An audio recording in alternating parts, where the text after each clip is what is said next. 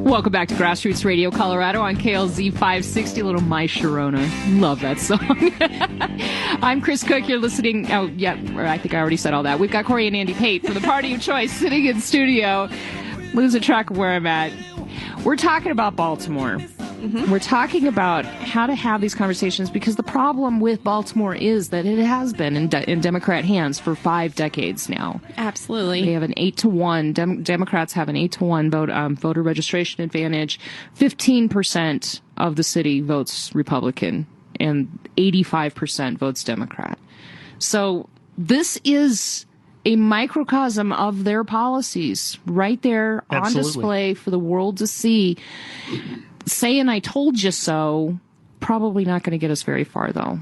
Right. Immediately, you put them on defense. Immediately, they don't want to hear what you have to say. You've just guaranteed that you're not going to make the sales pitch. Now, with a troll, that's absolutely wonderful.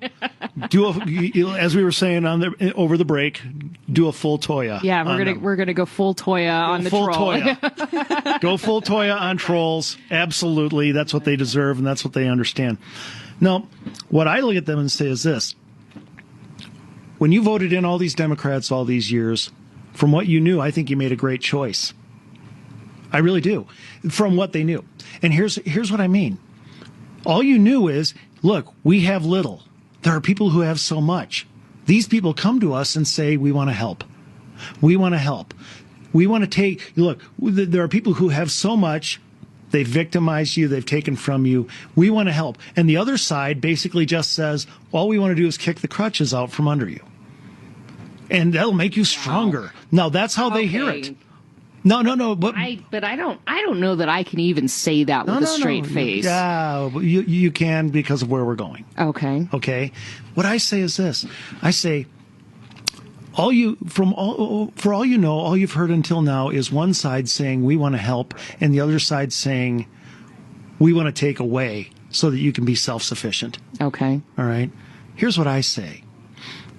I believe that you made a good choice in taking the best that you could get, but I want to offer you a better one. Okay. A much better choice. Because here's the problem. The problem isn't the choice you made in voting these people in. The problem is what they gave you. They didn't give you what you need, you see? Because you don't just need a check.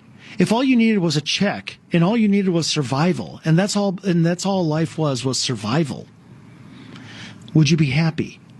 Would 50 years of wealth redistribution in this country, would the cities look the way they are today? Would we see the rampaging? Would we see the high crime? Would we see 50% unemployment in downtown Baltimore if that was working, if that was best for you? No, and here's why. Because you know deep down what you need is more than a check. See, I want you to have the money too. Mm-hmm. You need a place where you are needed. You need a job. Okay. That's where the self-esteem really comes from. Yes. You see, they want you to have the money. I want you to have the money. Sorry, my knee hit a thing here, guys. Everybody whose ears hurt right now. Okay. But here's the problem. Here's the problem from them. From their point of view, once you get a job, you don't need them anymore. Right. All right? And so what they want, they'd rather buy your vote with someone else's money than empower you.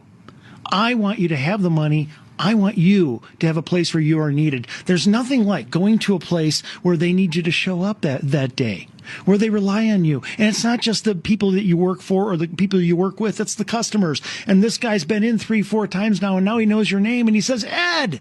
Right. Oh, my gosh. It's great to see you. Hey, how's it going? And to go into a place and be needed and have people rely on you, that's what you need.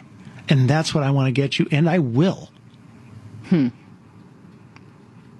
We'll talk about whether or not that actually works here when we come back. We've got David from Denver on the line. David, welcome to Grassroots Radio. What do you got for us? Yeah, I'd like to suggest that 99% of the people who talk about this sort of problem in the inner cities are racist themselves. Oh, yeah. And in the following manner, how much do you care? How many tears do you cry for all of the whites who had to leave Baltimore because their property values plummeted and the crime increased, and it was because of the black population? most people would just say those whites who left because they were racist. Hey, David, can I jump in?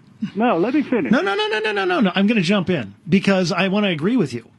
Okay, and then you're going to continue talking. I'm not going to stop you here. No, that's the thing. Let me ask you something though. I agree, and the racism is rampant, right? And you hear it whenever these people are interviewed and so forth. But let me ask you this: isn't there a difference between the people who racism is all they know? Because they were raised in that, they were raised and told. No, David, almost done. Let me finish. David, let him finish. You got to let me finish the question here, and then I'm going to turn the mic right back over to you. There's a difference between them and the people who are leading them, the people who are teaching the racism. You're right on everything you're saying, and I want you to go on and keep saying it. I just want us to keep in mind all the people we hear the racism from. There's a difference from being trained in it because it's all you've ever heard, and being a leader training. Woe to those who lead others to sin. Well, here's the thing. People like to blame a couple of things. One, they're going to blame liberal politics. There are countless cities all across America that are run by 100% liberals, including Denver.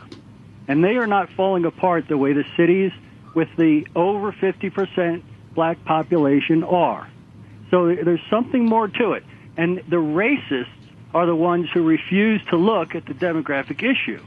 In the case of you, just now suggesting that someone taught them to act the way they're acting, that's the presumption that white liberals somehow have caused blacks to be the way they are. No, black population in America needs to own the way they are and accept full responsibility. No white caused them to do that. Of course not. Of course none of us are saying that, David. None of us are saying that any whites caused them. Al Sharpton didn't cause it either. It's too big of a problem for one person to cause it. And I'm just saying we need to turn this whole thing on its head and quit falling all over ourselves apologizing. Oh, I agree. None of us are apologizing, I'm with David, you. and I really do appreciate your call. This is the thing that I want to make sure that we get very, very clear, because what is happening is not, it has nothing to do with anybody's skin color. It has nothing to do with any of that, except insofar as that skin color is being used by the racist leaders of these communities to make victims out of the folks who live in those communities, and telling them that they have someone else to blame. They have someone else to put the onus on about why they are in the position they are in, rather than taking responsibility for their own lives. I don't care if you're white. I don't care if you're black. I don't care if you're Indian. I don't care what your ethnicity is. Everyone who is an American has a responsibility to take responsibility for their own lives. Right. Well, and I totally agree with everything you just said, Chris. And something else I'd like to add on to what Andy was saying, there are differences. I saw this firsthand when I worked in inner city Denver schools. There are people who have been conditioned to believe that because they are black, that they have no choices in life. Right. Okay, I taught a 4th grade class who believed that Abraham Lincoln had slaves.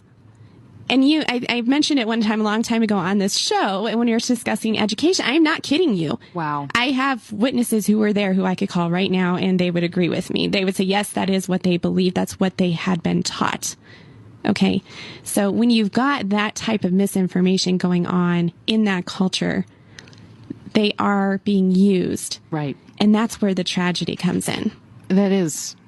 So that kind of manipulation of entire populations, and that's what I see happening, and that's the grievance machinery, the grievance industry, headed up by the likes of Al Sharpton and Jesse Jackson, and these folks who have nothing in their hearts but hate. Right.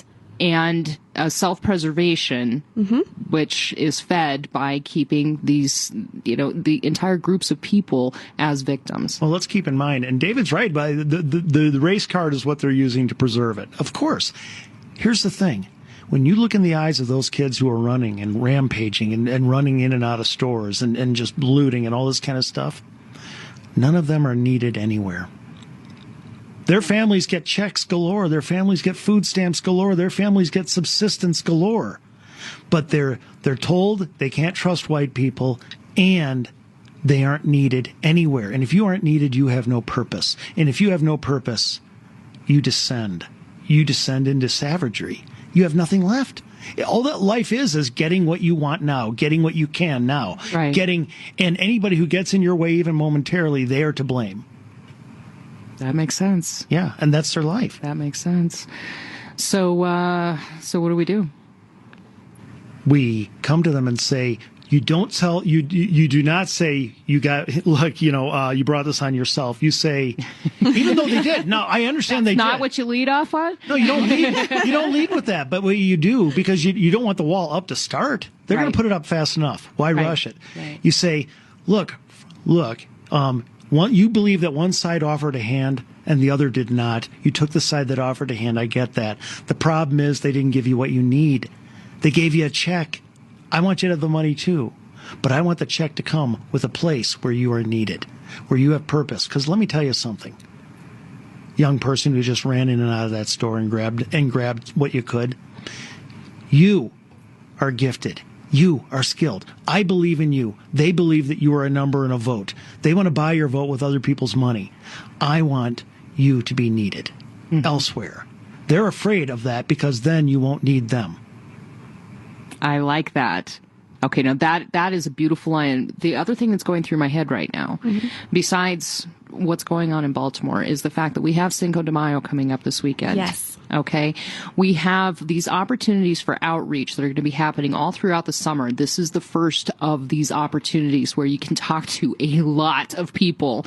If you're going to volunteer, be part of Colorado GOP, is the Party of Choice going to have a booth down there? No, we don't, but we are going to be down there with American Conservatives of Color. Okay. So we won't be representing the Party of Choice. We'll be helping with their... With ACFC, which is great. And so having these conversations and talking to folks about who we are and why we don't hate poor people. And that's really the key. Yeah, and seeing that Republicans or conservatives are not, Evil. We don't have horns. No, we're or not tails. eating puppies Or while children. we're sitting there. Or children. This is Kris Cook. I've got Cori and Andy Pate of the Party of Choice sitting in studio with me. We will be back here in just a moment. You've been listening to Grassroots Radio Colorado on KLZ 560. KLZ 560. KLZ